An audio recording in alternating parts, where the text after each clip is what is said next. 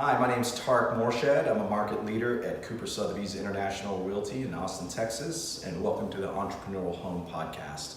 This podcast is where Austin's most successful men and women discuss their business journeys and the entrepreneurial home that empowers them to thrive in business and in life. On today's episode, we have Monika Ostrowski. Monika is the founder and CEO of Narrative Edge and an industry innovator and thought leader in the international media production and distribution space.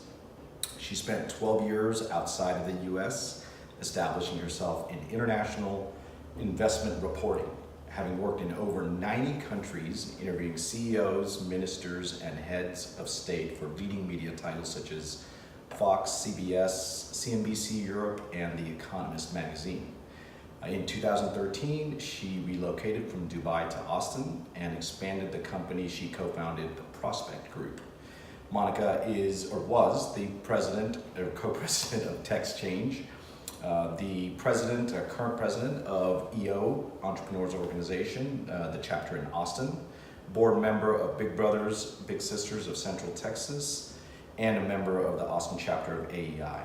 Did I capture all of that? Because that was quite a bit. Just done a few things in a few years, yes. All sounds great. Awesome. And on a personal level, thank you for being here. I know we've talked about getting together offline and doing some mentoring and coaching. I'm looking forward to that. Absolutely. And I really just appreciate you being here. I figured you'd be a great value at this conversation. We'll see. So why don't we kick this off by talking about your entrepreneur journey, where you're at, where you're going, and what got you here to this point.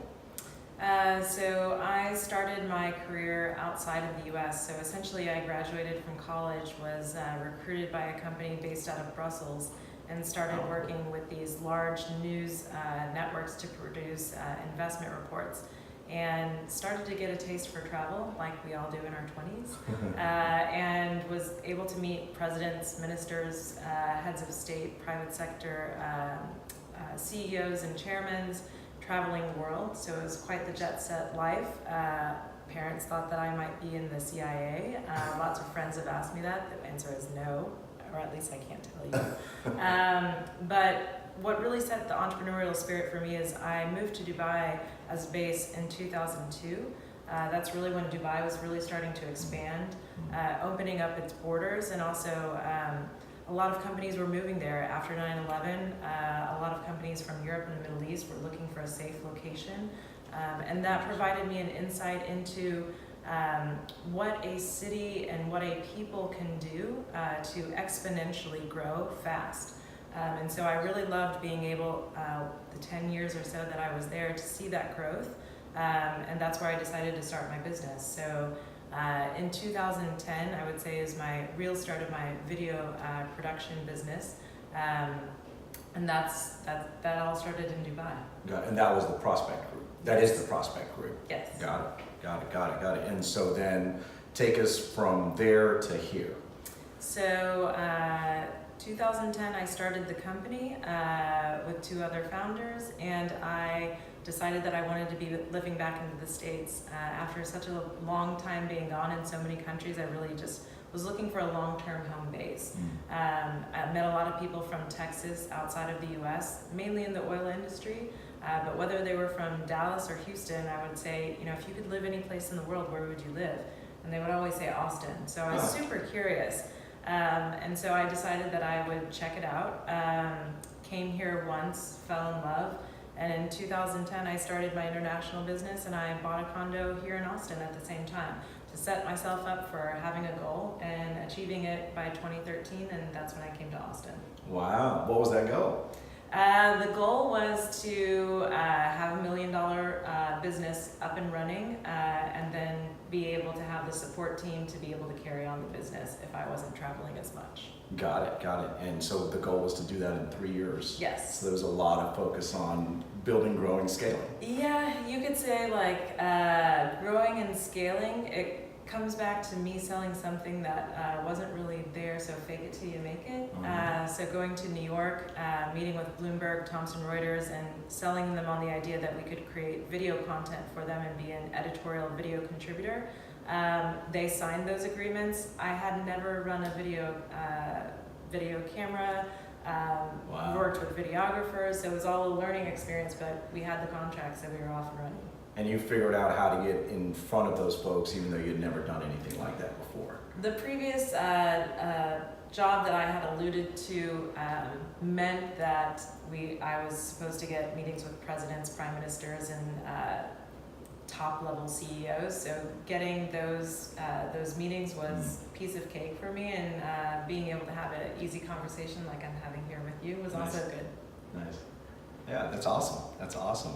It's, and I think especially someone from your perspective who's been overseas and done business both overseas and here, I tell people Austin's now on the precipice of becoming an international city, and it's just in the early stage of that, but I think that's where we're going. So it's great to hear what you're hearing back in 2010 from people around the globe. And Yeah, I was actually called at a certain time because there was a breakdown in communication between Red McCombs and Bernie Ecclestone and another third party, and they were potentially threatening and walking away with the Formula One name and branding.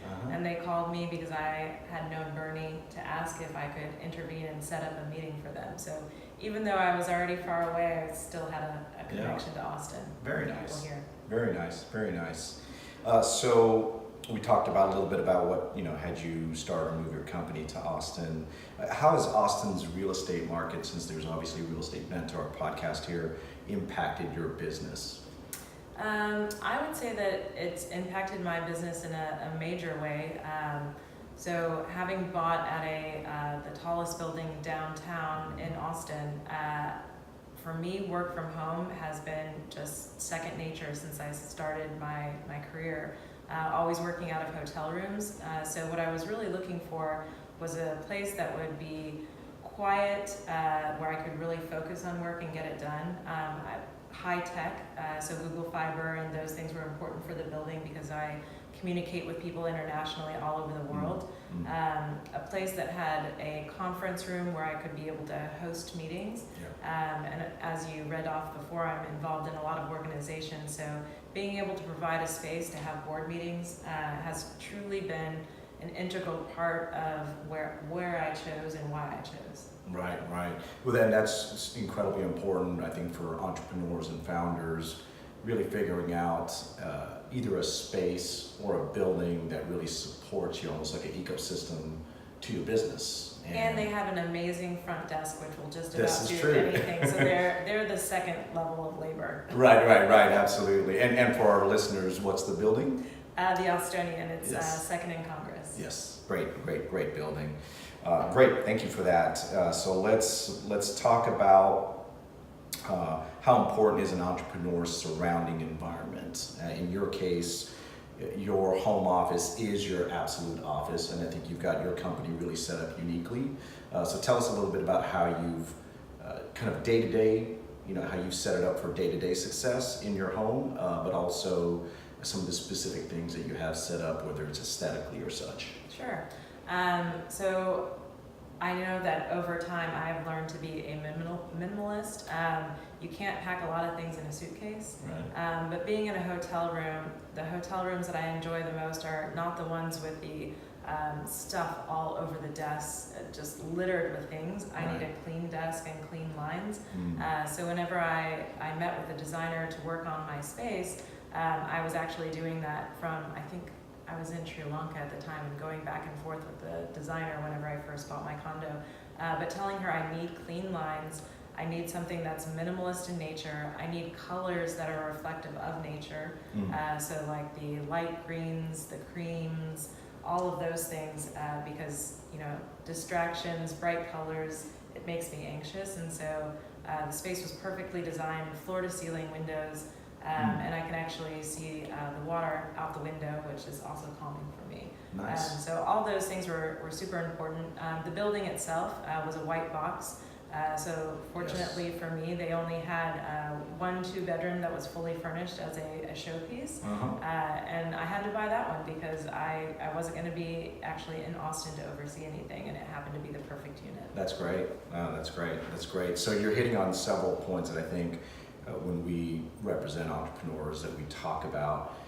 one, in your office space or your, whether it's at the co-working space or at your home, really setting up around nature as much as possible. Mm-hmm. So even if you don't have the lake view, then bring in plants, because it's been proven that we're 40% more creative when we're around nature and we're working. Absolutely. Right? So that's pretty awesome. And it sounds like, the clean lines, at least for me, I'm a firm believer in a cluttered space creates a cluttered mind, and for entrepreneurs, that's almost death. Yeah, Right? absolutely. Because our creativity and our productivity is all up here. Yeah, couldn't agree with you more. So that's great. Awesome. Thank you for that. Let's see. Let's go to how have your entrepreneurial needs impacted your home environment? So I think this is very similar to the question we went over, but maybe, how do you work day to day? So my day starts at early. So I hate to admit, but like 5:30, 6 a.m. I get the best work done. Awesome. Me too. And then I'm really on a stride until about 11 o'clock. And that's whenever I try to get out of the house. So coffee meetings with other people, any type of outside schedule is really when I try to get out after 11. Just because it helps me in terms of cadence and flow, and then coming back in, after 5 o'clock and in the evening time, I can respond to emails.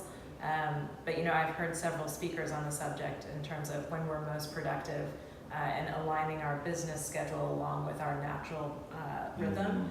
And so that kind of flows into doing the work in the morning that you need a lot of concentration on, and those other outside meetings whenever you're either eating or more tired Yes. in the afternoon, that you're out of the office. So Nice. engaging with people and then That's coming great. back in later to do the emails. That's great. And I think I understand that you pretty much have it such that you work out of your home, as far as that time that you're talking about in the morning, it's always at the home. That is your office. And if people are if there's meetings and such, people are coming to you.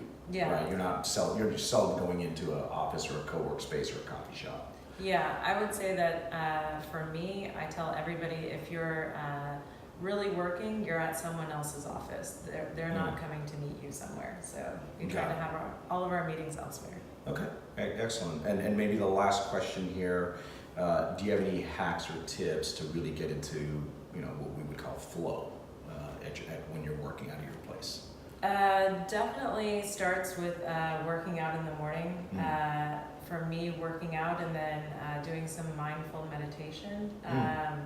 Any big decision that I take, I really try to connect mind and heart. Nice. So being able to think of relaxing music, visualize somewhere that I love and that settles me and puts me at peace, and then to think about a tough decision. So realizing that, checking in with yourself before making some of those big decisions. Nice. And essentially, I don't have to leave the building to go to the gym, and I don't have to leave the building to go to the pool. Right. So those mindful meditation places are around me in my own space. Oh, that's great.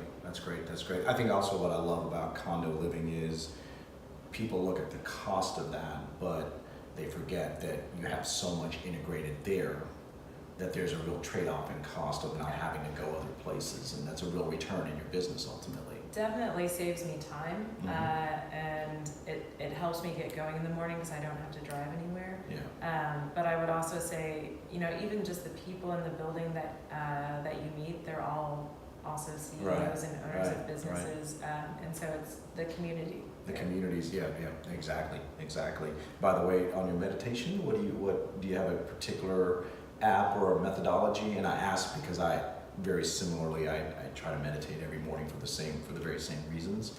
I've gone through so many that I don't want to promote a single one, but I do like ones that have a British accent for some weird reason. So, yeah. Got it. I'll promote one, and of course I don't get anything out of this, but Heart Math has been an incredible app for me personally, and they talk about how getting your breathing rate and your heart rate aligned really creates another whole bump in creativity and productivity. Absolutely. Gina Melancon-Long promotes that. Oh, you know her too. That's yes. awesome. Yes. Yes. I sat with her for 2 days. Yeah. Yeah, She's that's wonderful. great. That's awesome. She's wonderful, awesome. Gina. Yeah, exactly. This has been great. I think it's been incredibly insightful and valuable for our listeners and for myself. Any questions or thoughts or parting thoughts before we wrap here? I would just say never discount like the home office. I work virtually with people in so many countries, and I think that's where we as a world are going, so that there's not so much traffic on our roads. When companies and people complain of traffic, it should also be taken into account. Hey, giving people days that they can work from home could speed up the productivity and have less deaths, lower costs, all those things. I think it's not about the time that you're checking in, that you're, back when our parents were going to work, they had to show up early, they had to leave late to show that they were a hard worker. Yes. And so I think it's based now on results, not necessarily face time. And so allowing more people to live and work from home can be a good thing for our entire community, and it certainly worked for me. Awesome. That's great. So we're going to go ahead and sign off from the Entrepreneurial Home Podcast.